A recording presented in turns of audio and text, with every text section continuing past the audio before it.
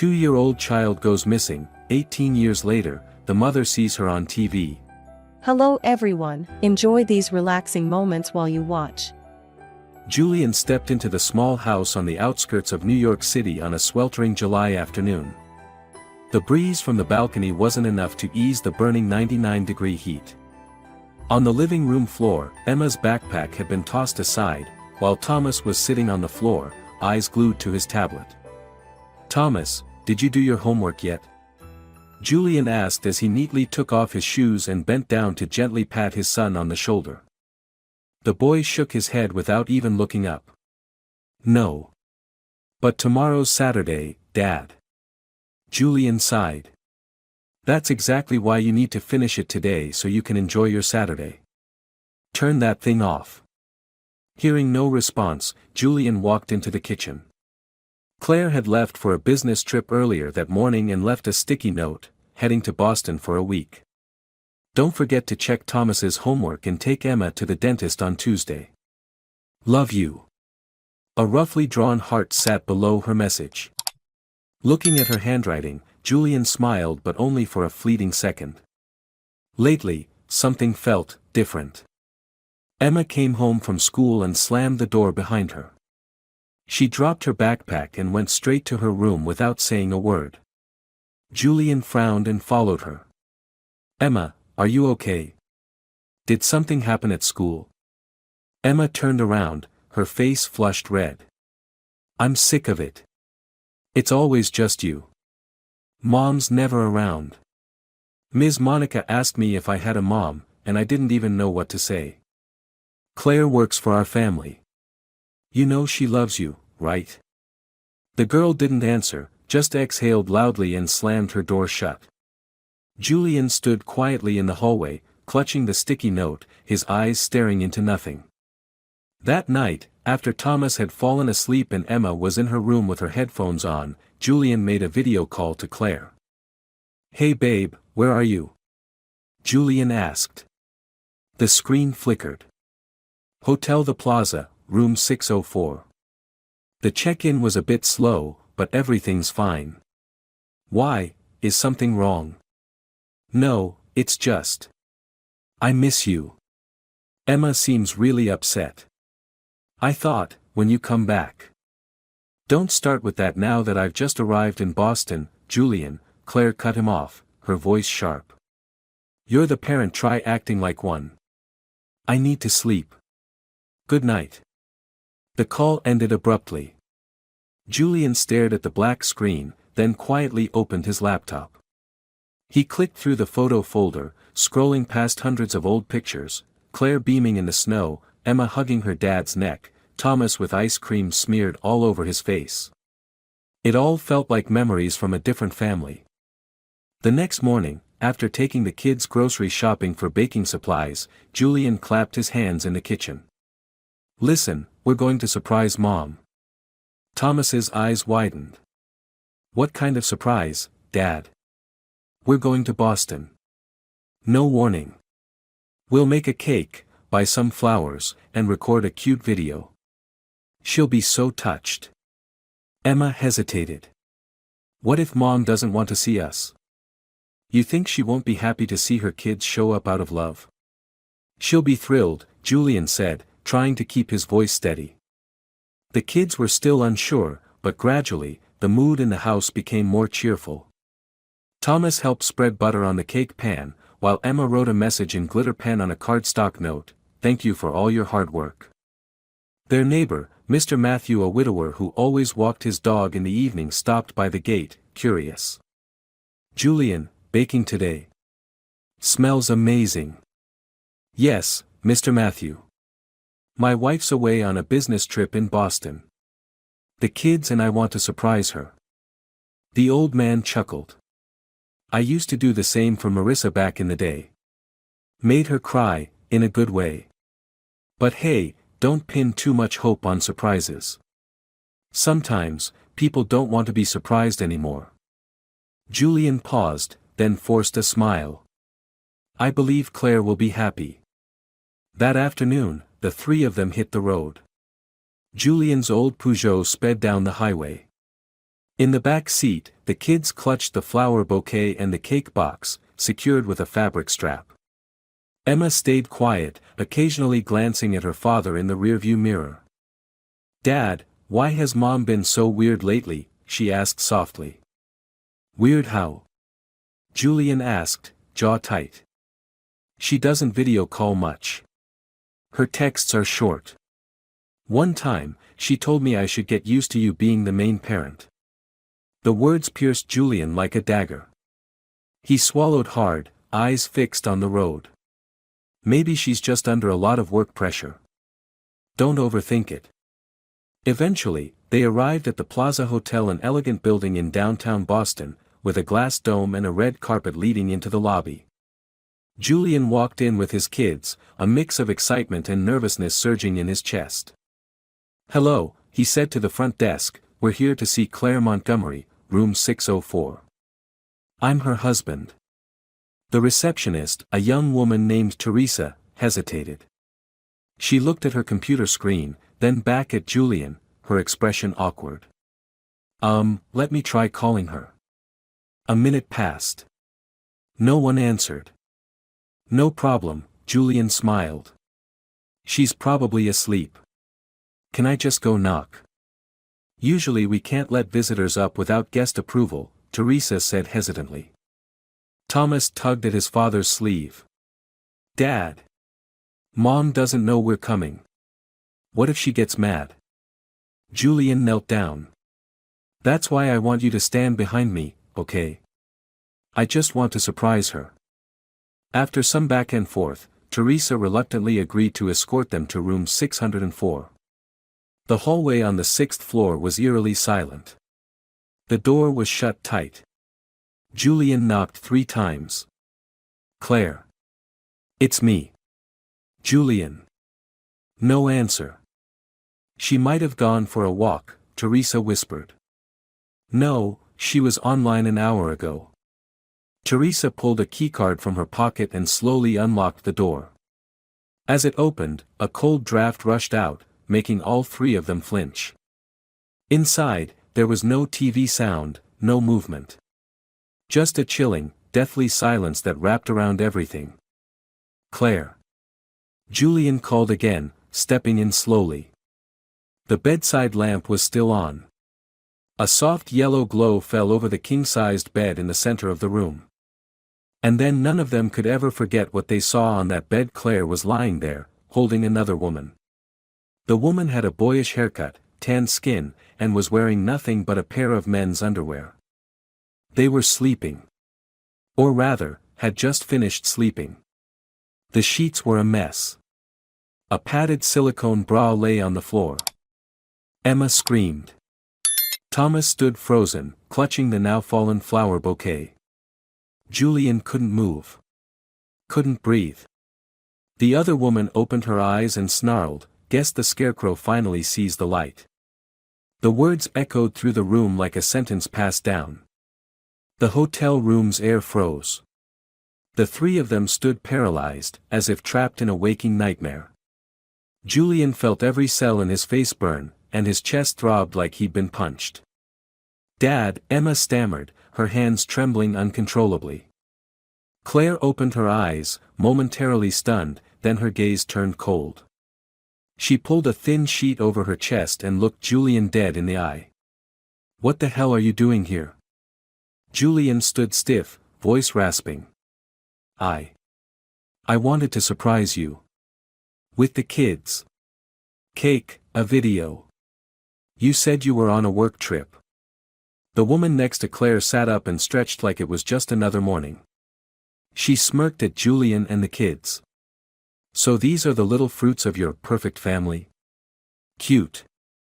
Claire didn't even look at the kids. "You should leave.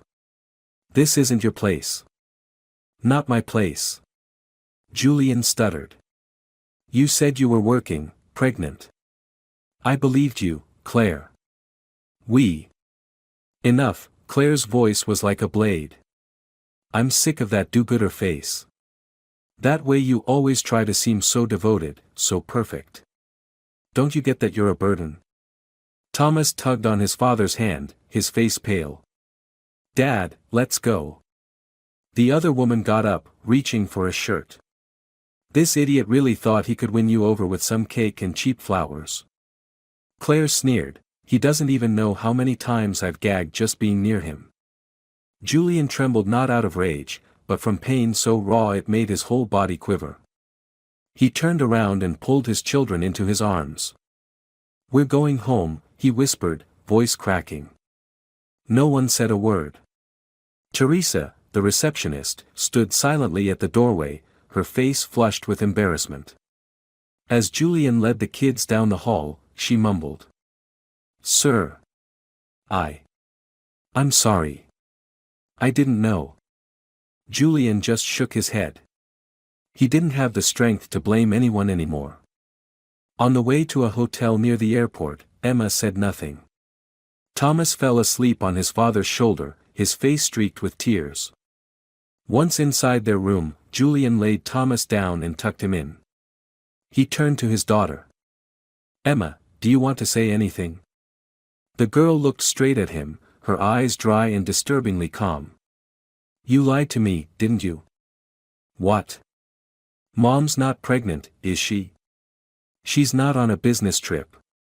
Did you know? Julian choked, shaking his head. I didn't know. I just found out too. Emma scoffed. So you're a victim too?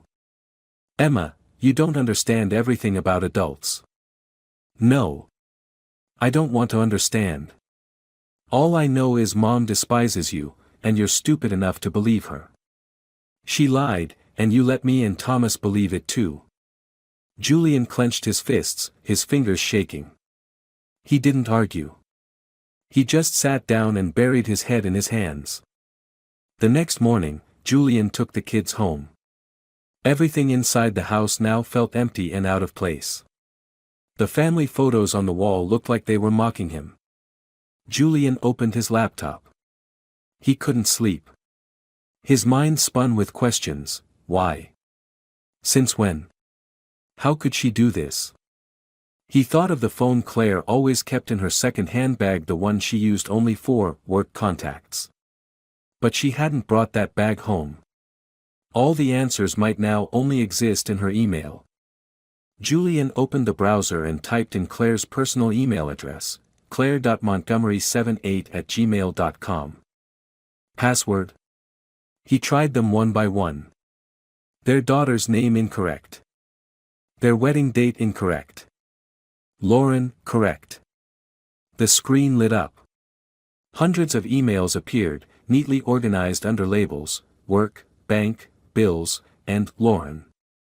He clicked on the last folder. The subject lines hit him like a whip. My love, last night I still wished he were dead.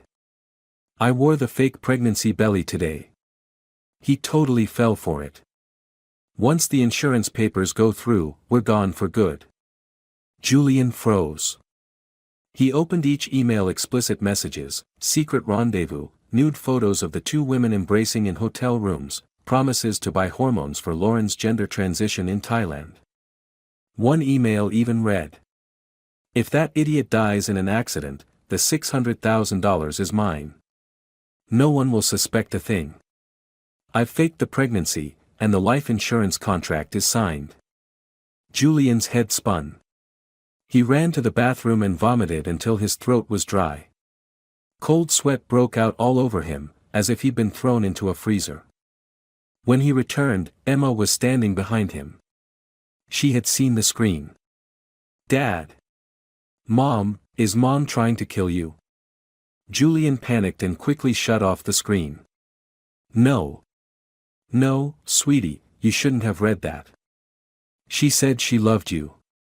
So, this is love? Emma screamed, then ran to her room and slammed the door. That afternoon, Julian walked out to where Mr. Matthew was walking his dog. The old man looked up. Julian, are you okay? Julian didn't answer, just asked, Mr. Matthew, have you ever been betrayed? The old man paused. Yes. Once. She left me for my best friend. But at least they didn't try to hurt me. Julian let out a dry, chilling laugh. I just read their plan to kill me, he said. Mr. Matthew frowned. What did you say? My wife faked a pregnancy. Tricked me into signing a life insurance policy. She and her lover were going to kill me and escape to Thailand. The old man stood frozen. Dear God. Do you need help? The police? A lawyer? Julian sighed. I don't know. I just feel like a fool. I trusted, I loved, I tried, and in the end, what am I? A cuckolded engineer nearly murdered for money. Mr. Matthew put a hand on his shoulder. A strong man isn't someone who doesn't get hurt. He's someone who stands back up after being shattered to the bone. That night, Julian tossed and turned in bed.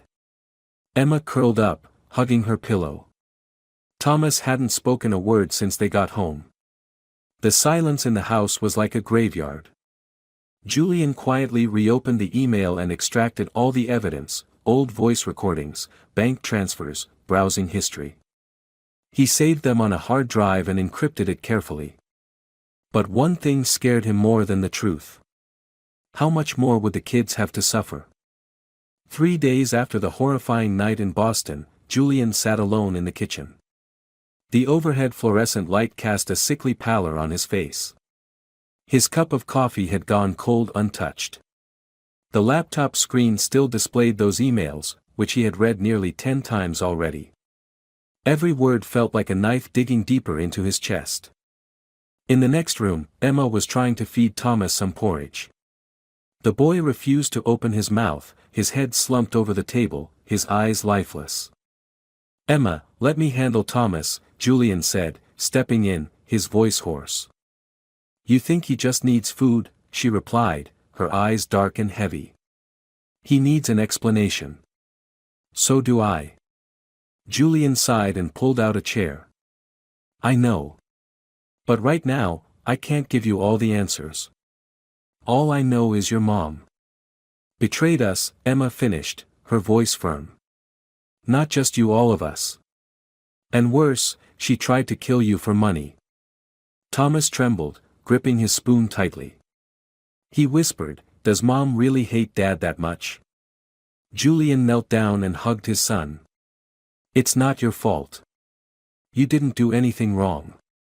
None of this is because of you. It's your mom, she changed.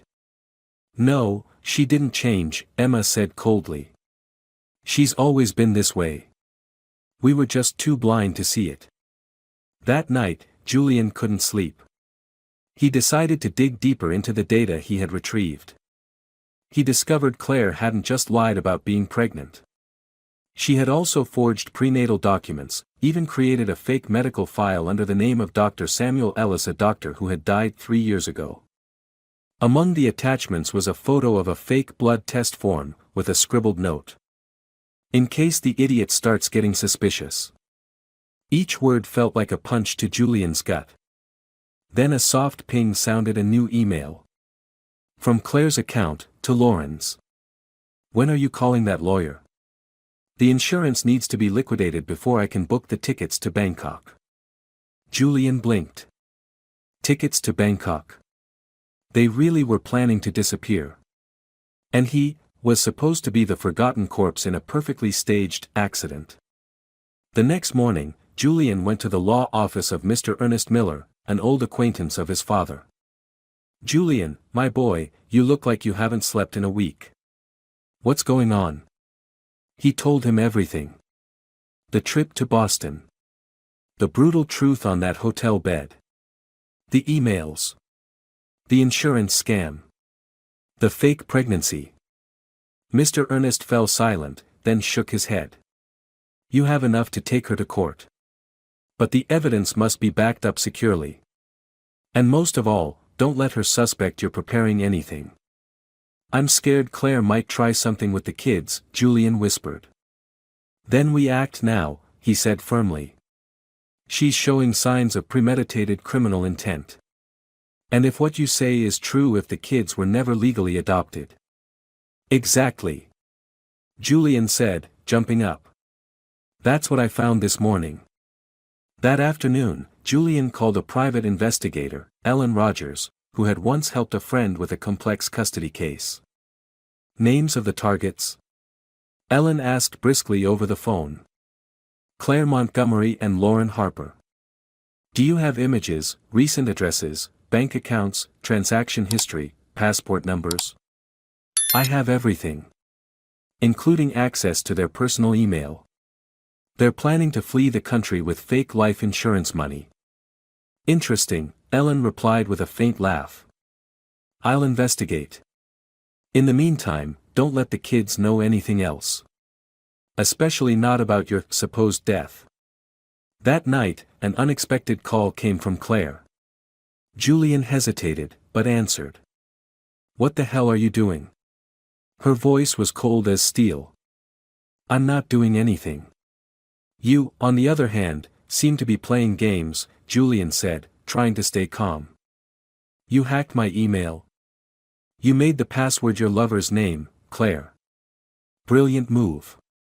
There was a pause. Are you going to sue me? Claire asked. Her tone had changed. I'm thinking about it. But more importantly, what were you planning to do to kill me? What else are you hiding?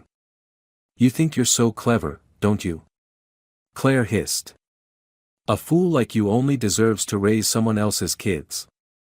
You think Emma and Thomas are your family? What are they to you? Julian gripped the phone tightly. They're my children. Maybe not by blood, but I love them with all my heart. And you've never loved anyone but yourself. Yes. I never loved you. Not once. You really thought I'd be happy forever with some mediocre engineer, barely scraping by, when I could have soared so much higher? Soar with someone who wears men's underwear and calls me a scarecrow? You're humiliating yourself, Claire. Just wait, Claire hissed, her voice dripping with threat. You won't hold on to that information for long. The call ended. Julian unplugged the charger, pulled out the hard drive containing the evidence, and locked it in a drawer. Deep inside, he knew, the war had begun. The next morning, Thomas asked, Dad, why hasn't Mom called me anymore? Julian froze. Maybe, she's busy, son. Emma cut in, eyes burning with anger. Or maybe it's because she never really saw us as her kids. Julian knelt down and looked his daughter in the eye. I'm sorry for letting you both live in an illusion. But I promise now I'll protect you with everything I have. That night, after the children were asleep, Julian opened an email from Ellen. Claire and Lauren have transferred $200,000 from the joint bank account to a company in Portugal. They've purchased tickets to Mexico, with a layover in Miami. Departure scheduled in 4 days. I strongly recommend reporting immediately to local police. Attached, images, documents. Julian leaned back in his chair, hands clutching his head. His heart pounded in his chest like it was about to explode. The woman he had once held in his arms was now planning her escape after destroying his family and nearly his life. He picked up his phone. His hands trembled. But this time, it wasn't to call Claire. It was to call the police. The room was flooded with the harsh white light of a summer noon. Julian sat at his desk, papers scattered everywhere, emails, bank statements, international wire receipts, printed screenshots of messages. His face was gaunt, his eyes red from lack of sleep. A black USB stick blinked green in the port like the heartbeat of a monster waiting to explode. His phone rang. He answered, voice worn thin. Ellen. It's me. I've got more info. The voice on the line was firm. Are you sure you want to hear this? There's no going back. Julian swallowed hard. Tell me. I just got a copy of Claire's medical records from an old source in the Mount Sinai system. She was treated for infertility. Final diagnosis, complete ovarian failure. Irreversible. Since age 24. Julian clenched the phone. So the pregnancy, the belly. A medical-grade silicone prosthetic. Top-tier model. Often used for stage performances or well fraud. Julian didn't respond, his eyes glued to one of the selfies Claire had taken in the mirror, belly round and full. He remembered her placing her hand on it, tears in her eyes. I can't believe I get to be a mom again.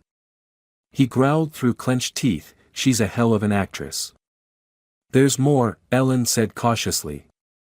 I reviewed the adoption records. Claire never completed the legal process.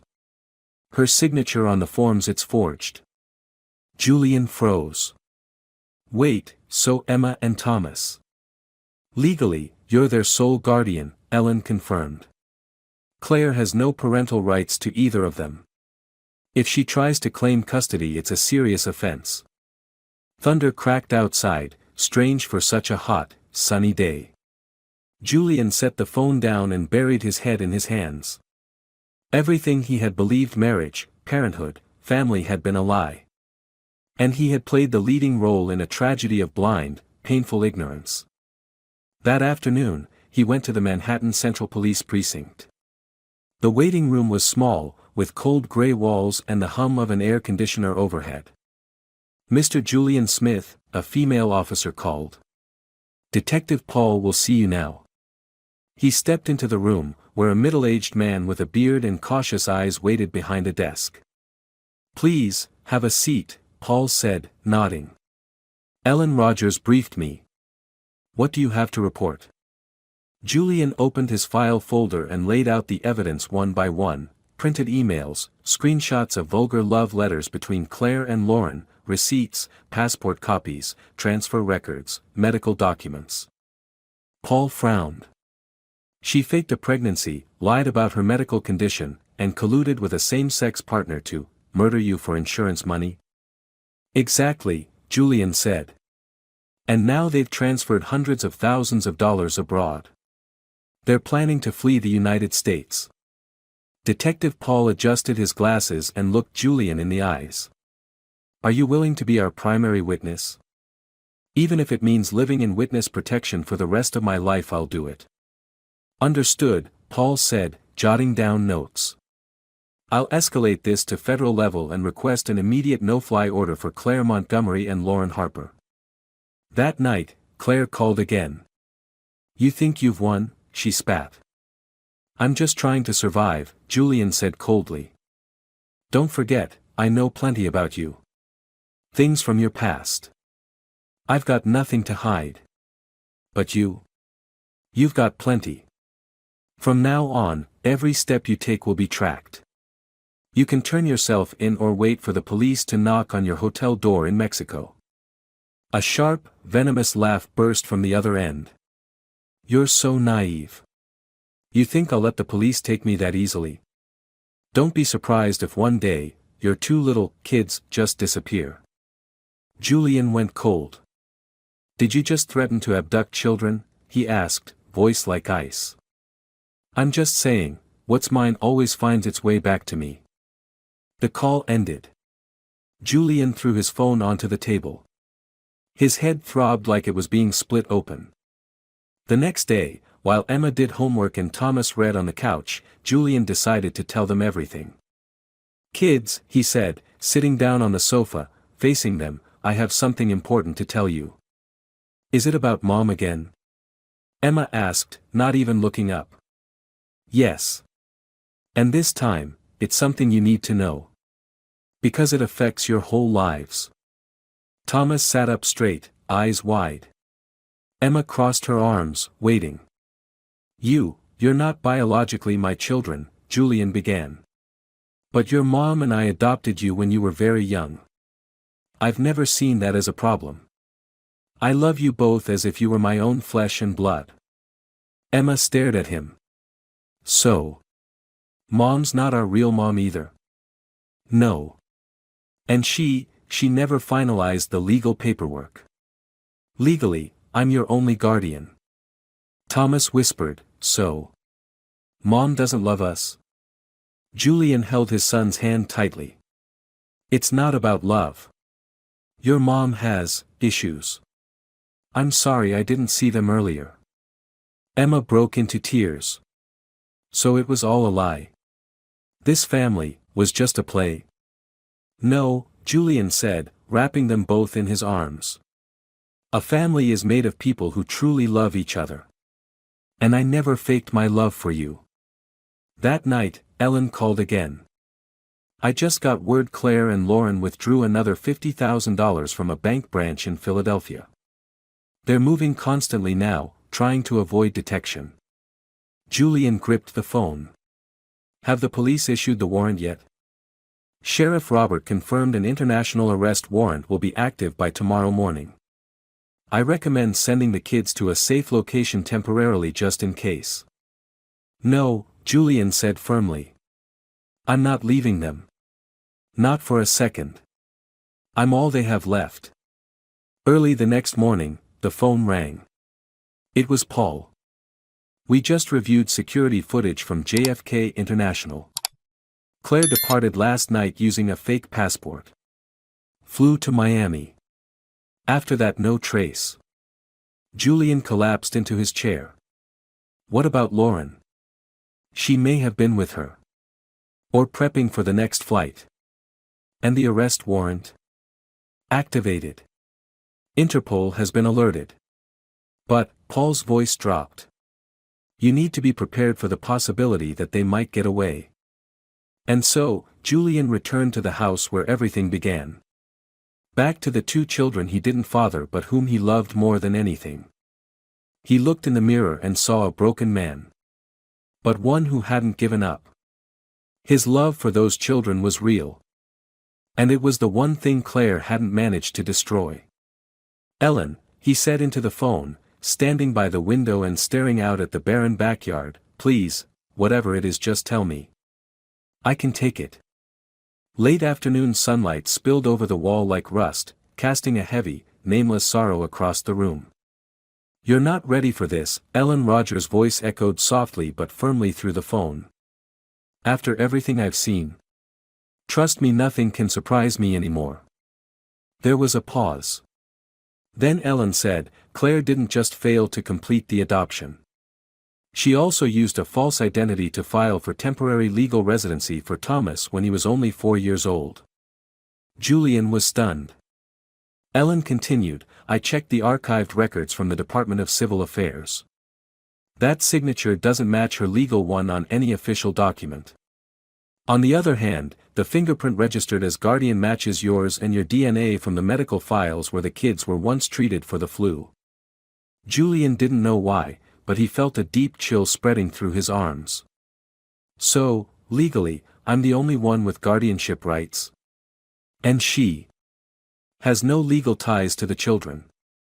If Claire attempts to take them out of the country, it qualifies as child abduction. Julian exhaled. Dear God. There's more, Ellen added quickly. Yesterday, there was a wire transfer from your joint bank account to an immigration consulting firm in Miami, Mexico. The amount was $216,000. $216,000. Julian choked. I didn't authorize that transfer. Of course not. Claire used the power of attorney you signed 2 years ago. She has legal access to move funds without your presence. Julian collapsed to his knees, holding his head in his hands. He remembered the day Claire smiled sweetly and handed him a stack of papers, just some authorization forms to make work stuff easier, love. He hadn't read them. He had signed. That evening, Julian sat at the dinner table with the kids. Thomas stared down, idly fiddling with his spoon. Emma was silent, eyes fixed on her bowl of cold soup. Kids, Julian began, trying to keep his voice steady. There's something I need to tell you. Again. Emma dropped her spoon, voice icy. Is there anything left we don't know, Dad? Julian swallowed. Your mom withdrew all our savings. She's likely trying to escape to Mexico. Thomas looked up. Where's Mexico? Far, Emma answered for him. A place where we don't exist. Julian nodded, eyes stinging. I'm sorry. I trusted her too much. I didn't see this coming. So now we're going to be homeless? Emma snapped. No. We still have the house, I still have my job, it's just the money's gone. Emma took a deep breath, then said firmly, we need a lawyer. And we need to talk to the police. I don't want her coming back and trying to take us somewhere. I don't trust her anymore. Thomas broke into tears. But, she used to sing to me. She used to hold me when I slept. Julian pulled his son into an embrace. I know, buddy. I believe that too. But not everyone who sings lullabies really loves you. The next day, Julian met with Chief Robert, the officer coordinating with Interpol on international cases. We've sent alerts to major entry points, JFK International, Logan International, and other international airports. But if Claire is using a fake passport, it'll be hard to stop her, Robert said. She took money from our account. She bought tickets. That means, they're about to leave the United States. Yes. But more importantly, if she attempts to take the children without legal guardianship, it's clearly a criminal offense. We've coordinated with Child Protection Services to issue an emergency detainment order should Claire try to approach them. Julian nodded. Thank you. I just want to keep them safe. Robert looked at him, eyes heavy. Mr. Smith, if you need a legal guardian or court representative, don't hesitate to reach out. We're not just police, we're human. And we despise betrayal. When Julian got home, Ellen was already there waiting. I traced Lauren's secondary phone. 2 hours ago, they were near Miami International Airport, she said immediately. Miami International? Julian was stunned. Not flying out of New York City. They're trying to avoid attention. The tickets might have fake names, but airport surveillance cameras don't lie. I'm sending Claire's photo profile to Miami Airport security now. Julian grabbed Ellen's shoulder, eyes blazing. Please, don't let them get away. We'll do everything we can. That night, Emma sat on the balcony. Julian joined her. You can't sleep, he asked. I'm scared, Emma confessed. Scared I'll wake up and you'll be gone too. Julian took her hand. I'm not going anywhere. No matter what happens. I'm scared Mom will come back, she whispered. I'm scared she'll take Thomas away. Julian looked up at the night sky. I've lost my job, my money, even my heart. But I will not lose you too. Do you hate Mom? He stayed silent for a long time before answering, I don't know. I think I once loved her more than I thought possible. And maybe that's why, the wound goes so deep. Emma leaned her head against his shoulder. I hate her. I hate the lies. Julian closed his eyes. I don't want you to grow up full of hate. But if that's what you need to survive. I understand. The next morning, Ellen texted. Claire spotted at boarding gate for flight to Panama. Airport security has detained her for passport verification. An hour later, another message. Lauren not with her. Possibly at a different location. Claire used a fake passport under the name Maria Garcia. Handed over to authorities. Julian sank to the floor. His heart raced. He didn't know whether to cry, scream, or laugh like a madman. But then, one final message shattered everything all over again. Lauren successfully flew from San Francisco to Miami 12 hours ago. She had one suitcase. Unknown contents. No children seen on camera. Julian lifted his head, gasping. One thought echoed in his mind. If she comes back, can I protect my children? The lawyer's office was on the third floor of an old building in Greenwich Village.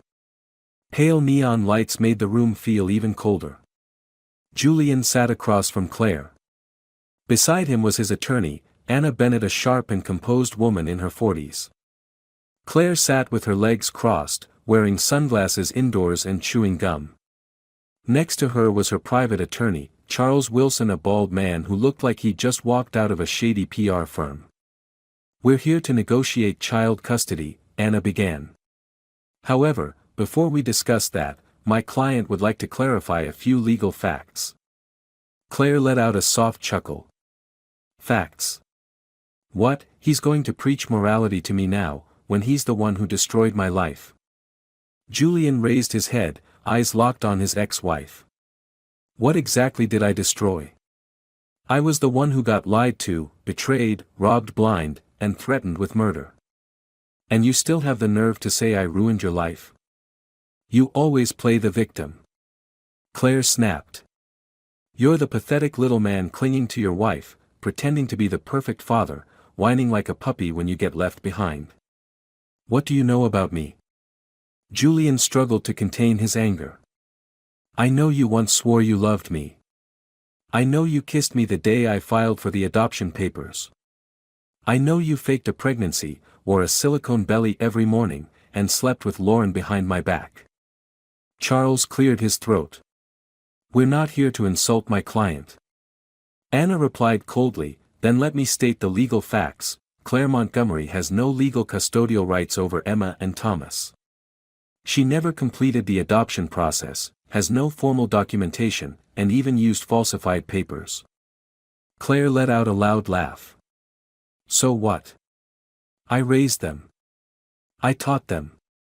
I bought their toys. I have just as much right as anyone." "No," Anna replied firmly. "You are, legally, a stranger. You have no grounds to demand anything."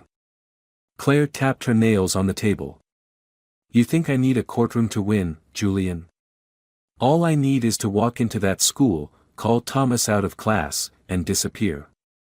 "You just admitted to attempted kidnapping," Anna said coolly. "That will go on record." Charles winced.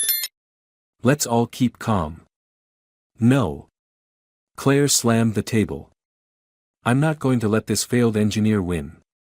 I didn't waste my youth on a man making peanuts just to be tossed aside like trash." Julian stood up, his voice shaking.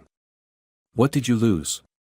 You had the chance to live in a real family, be loved by two beautiful children, have a husband who cared. You threw it all away to chase someone who doesn't even love you, just your money." Claire glared at him. "You think Lauren doesn't love me? At least she doesn't see me as a baby-making machine. All you ever cared about was family, children, responsibility. It was suffocating. You once said you loved Thomas more than anything. Now you call him some irrelevant kid. What do you think he'd feel if he heard that?" "They're adopted," Claire shrugged. "No blood. I thought I was strong enough to love them anyway, but I was delusional." Julian raised his hand, stopping his lawyer. "Enough. I don't need to argue anymore. I just want to make this crystal clear, I will never let you near those children again. Whether you use lawyers or try force, I will stand between you and them."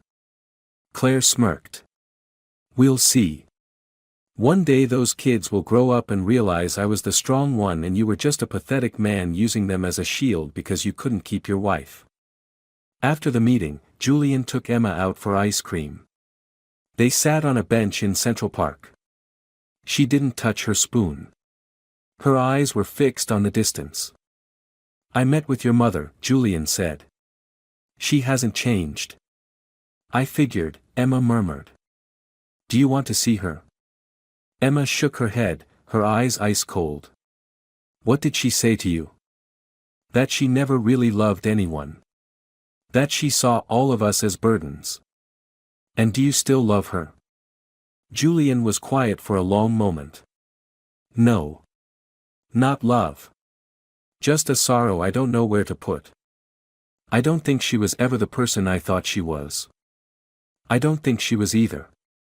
Emma turned to look at him for the first time in days. "Can we start over? Like, throw everything away? Even the memories with her?" Julian hesitated. "Are you sure?" Emma nodded. "If we don't, I'm scared I'll go crazy. The next day, Julian got a call from Anna. "Julian, I just got word Claire and her attorney are preparing a countersuit. They're accusing you of emotional abuse and unlawful child detention." Julian shot to his feet. "What? That's insane." "Don't worry.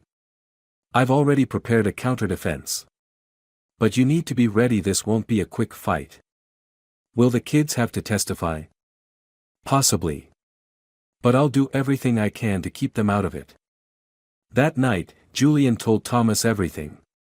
The boy sat quietly for a long time, then asked, "If Mom wins, will I be taken away?" "No, son. I won't let that happen." Thomas whispered, "I saw her in my dreams. She said she hated me." "Is that true?" Julian pulled his son into a hug. "You don't deserve to be hated." "Never." "Then why is she like that?" "Because some people, they don't know how to love. And when they can't love, they hurt everyone who ever tried to love them." Early the next morning, Julian's phone rang. It was Ellen. "Ellen? What is it?" "Claire just vanished from New York City. She rented a private car and headed toward Philadelphia. She might be trying to flee the country. The kids are safe now. But I need you to find her." "I'll find her, Julian. Whether she's in the desert or an ice cave, I'll find her." The small room Julian had been sitting in for 2 days was buried in paperwork, drives, and audio recordings. The desk lamp flickered dimly. His eyes were bloodshot from lack of sleep. But he couldn't stop. Not while the truth had yet to be laid before the law. "Dad," Thomas's voice came from the doorway. "Aren't you going to eat breakfast?" Julian looked up and forced a smile. "I've just got to finish a few things." "Go eat with your sister." Emma followed, holding a glass of milk. "Dad, don't push yourself so hard. You're going to get sick." "I have to finish this file. If I don't, she'll come back and try to take you both." Emma looked at the pile of documents on the table and sighed. "If justice is real, then she should be in jail." Julian said softly, "That's what I'm trying to make happen." That afternoon, Julian brought all the evidence to Inspector Paul at the Central Precinct. The middle-aged man adjusted his glasses as he flipped through each page like he was reading a grim crime novel. "These emails show clear premeditation, motive, timeline, method, intended insurance payout. There's even a receipt from a gender transition agency in Thailand, paid by Lauren," Paul said, tapping the table. "Is it enough to press charges?" Julian asked. "More than enough. This is organized attempted murder, insurance fraud, identity theft, custodial interference, and more." "But..." Julian clenched his fists. "But what?" Paul looked him in the eye.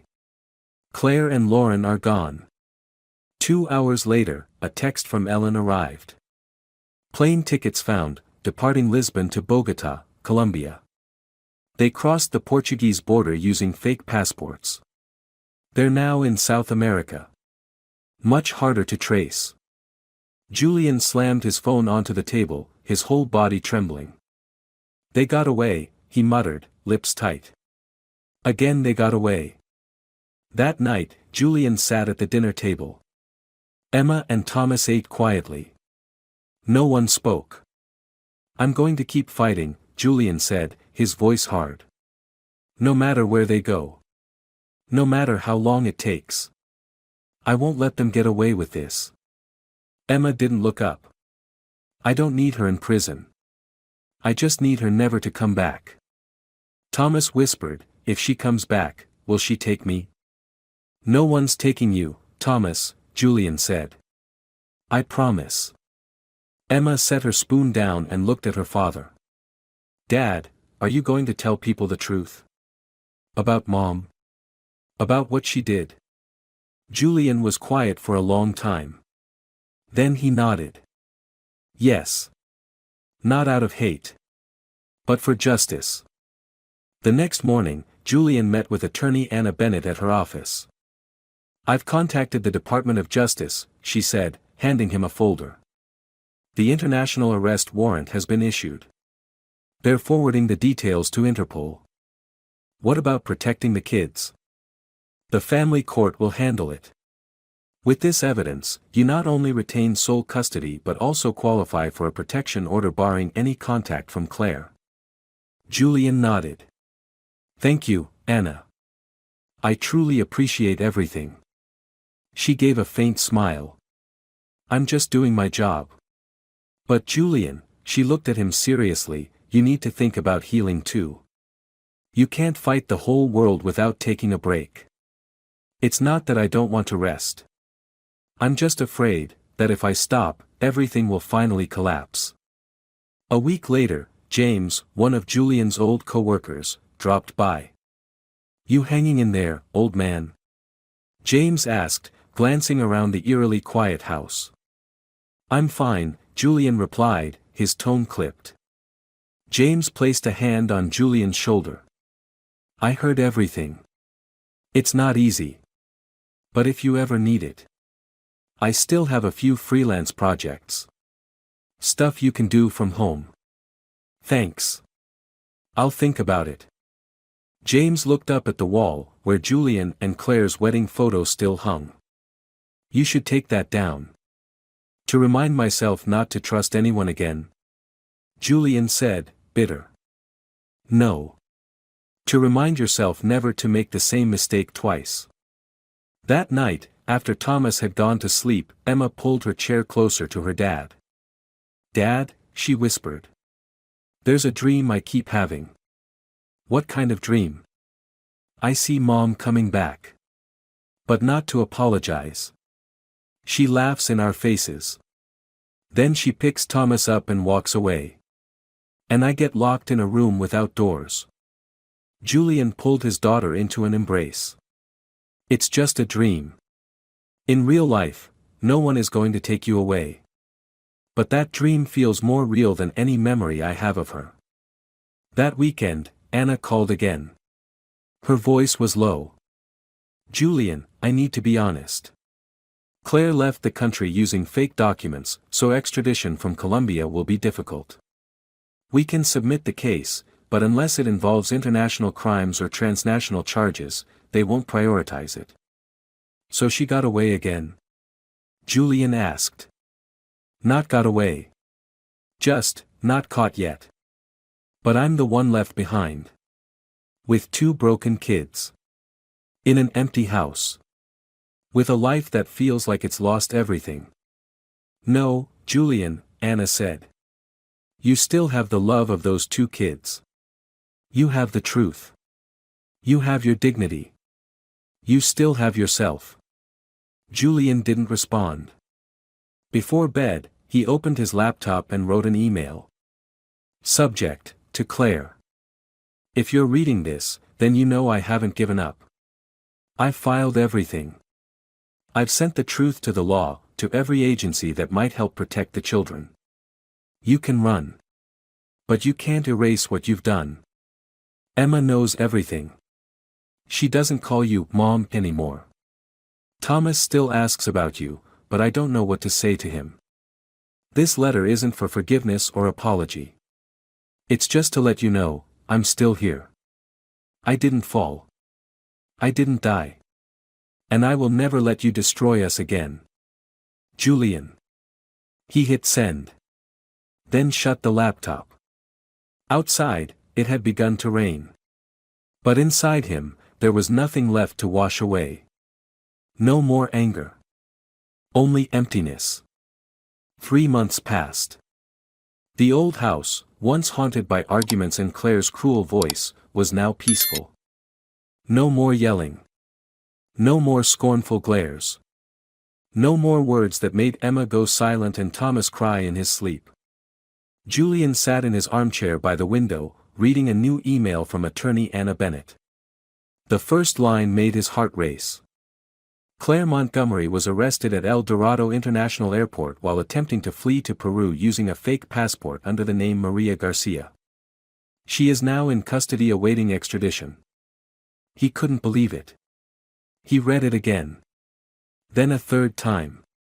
A fourth before it finally sank in. "Dad?" Thomas called from the kitchen. "I found an old toy Mom got me. Should I throw it away?" Julian looked up and saw his son holding a little orange plastic dinosaur. One of the rare gifts Claire had ever bought for Thomas, but one that brought back too many nightmares. "You don't need to throw it away, buddy," he said, walking over. "If you don't want it, let's just put it in the box. We don't have to destroy things. But we also don't have to keep what hurts us." Thomas nodded and gently placed the toy in a cardboard box. He said nothing more, but Julian knew it was a big step forward. That afternoon, Julian took the kids to see Dr. Grace Gordon, a seasoned therapist with gentle eyes and salt and pepper hair. "Thomas is starting to talk more at home," Julian said. "And Emma, she hasn't forgiven, not really, but she's beginning to open up." Dr. Gordon nodded. "You're doing really well. Not everyone has the patience to walk alongside children who've been through trauma." "Maybe, because I'm hurt too," Julian said with a quiet smile. Grace looked at him for a long time, then said, "Do you know the difference between someone who's hurting and someone who's broken, Julian?" "No. The one who's hurting still wakes up every morning to take his kids to school, still makes warm milk at night, still waits patiently outside therapy rooms. The broken one can't do that." Julian gave a small smile. "So I guess I'm not broken yet." 3 weeks later, the news became public. Marketing executive Claire Montgomery arrested for insurance fraud, faking pregnancy, attempted murder, and identity theft. The story flooded online news. Julian's inbox was swamped by journalists, TV stations, and old acquaintances checking in. One day, the phone rang. It was Paul, the detective who had helped him. "Julian. Good news. The court in Bogotá agreed to extradite Claire back to New York City. She'll be tried here in the United States." Julian exhaled in relief. "What about Lauren?" "Still unknown. Possibly hiding within the trans community in Medellin. We have no confirmed whereabouts. But every agency has the file." "Thank you, Paul. You have no idea how much this means to me." "I think I do," Paul said gently. "I'm a father too. I get it." Another day, Julian picked up Emma from school. She climbed into the car with a scowl. "What's wrong?" he asked. "A girl in my class said I'm the child of a murderer." Julian gripped the steering wheel.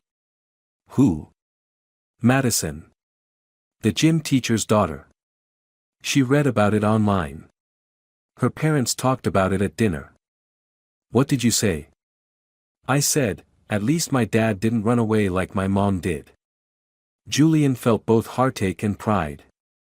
You don't always have to fight back, you know. Sometimes silence is best. Emma turned to him. "I won't stay silent anymore. I was quiet for too long, and Mom used that silence." Julian decided it was time to move. The old apartment in Princeton held too many painful memories. He found a smaller place, closer to the kids' school, near a park with a lake where Thomas could float paper boats and Emma could read under the trees. Their first night in the new home, the three of them sat together and watched the birthday video they had once recorded for Claire, the one she never saw. In it, Thomas stammered, Happy birthday, Mommy." Emma laughed.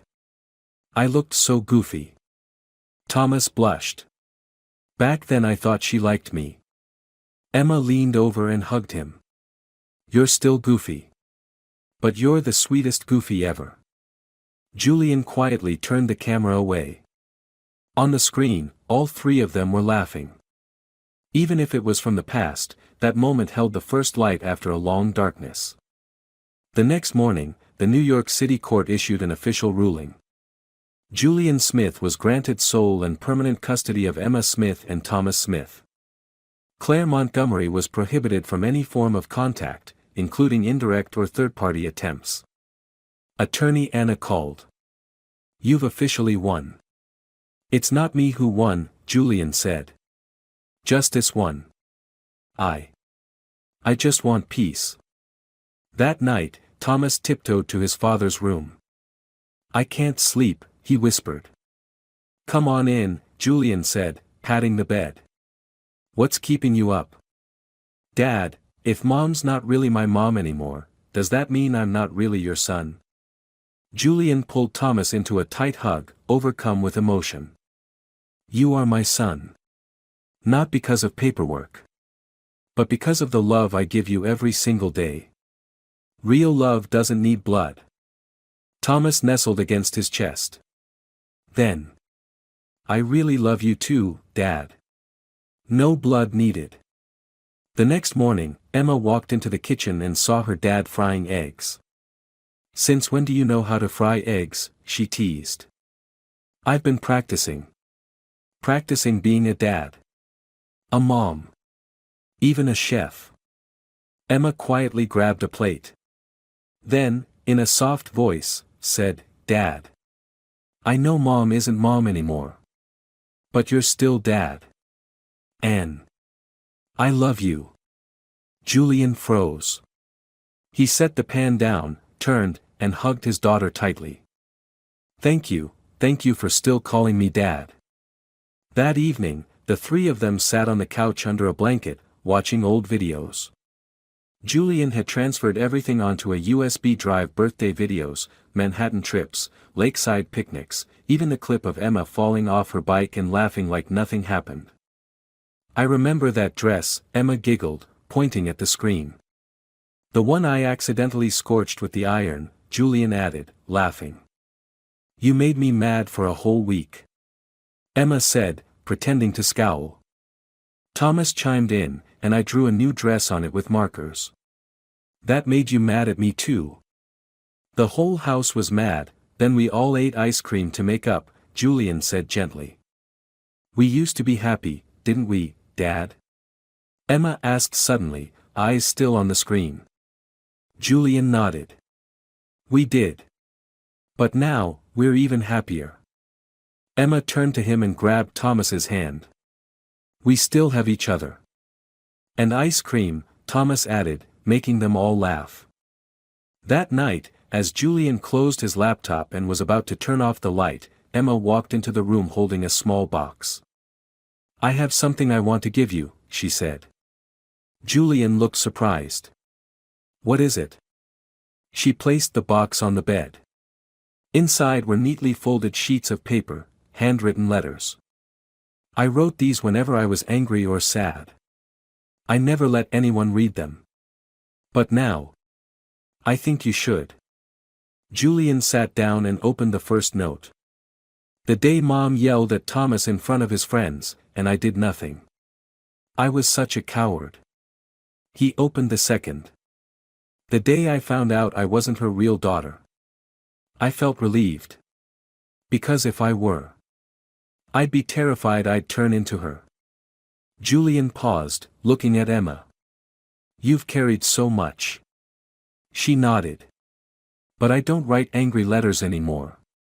Because I'm not angry anymore. I know now what real love looks like. The next morning, Julian took the kids to the cemetery. Not to mourn the dead but to bury a piece of the past. He brought a small wooden box containing their torn wedding photo, Claire's fake pregnancy belly, and a notebook filled with her lies and fake calls. We won't let the past define us, he said, looking at his children. We'll start from here, Emma added. Thomas asked nervously, are we giving up on Mom? Julian knelt and placed a hand on his son's shoulder. No. We're not giving up on anyone. We're just learning to move forward without letting the past hurt us anymore. Thomas nodded. I understand. Together, they dug a small hole under a tree, placed the box inside, and covered it with dirt. No one cried. But their eyes shimmered with quiet release. A few weeks later, Julian officially resigned from the construction firm where he'd worked for 15 years. He chose instead to work as a freelance draftsman enough to make a living and have time with his kids. One morning, just as he powered on his laptop, a message came from Anna.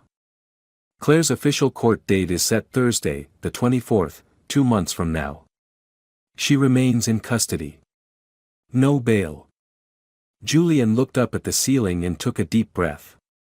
Do you want to come to court with me? He asked Emma. She shook her head. No.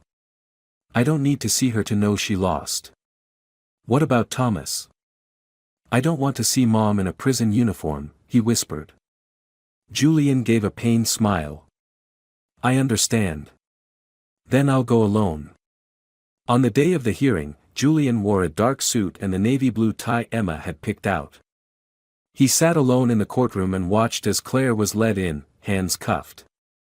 She was no longer the cold, glamorous woman from 3 months ago. Her hair was unkempt, her face pale, her eyes frantic. Her defense attorney tried to argue she suffered from reality perception disorder. But the evidence was undeniable. When invited to speak, Julian stood, looked straight at Claire, and said, You betrayed me. You betrayed 2 children who believed you were their mother. But the worst thing wasn't the lies. It was that you used the trust of others as a tool for your own gain. You'll have to live with that forever.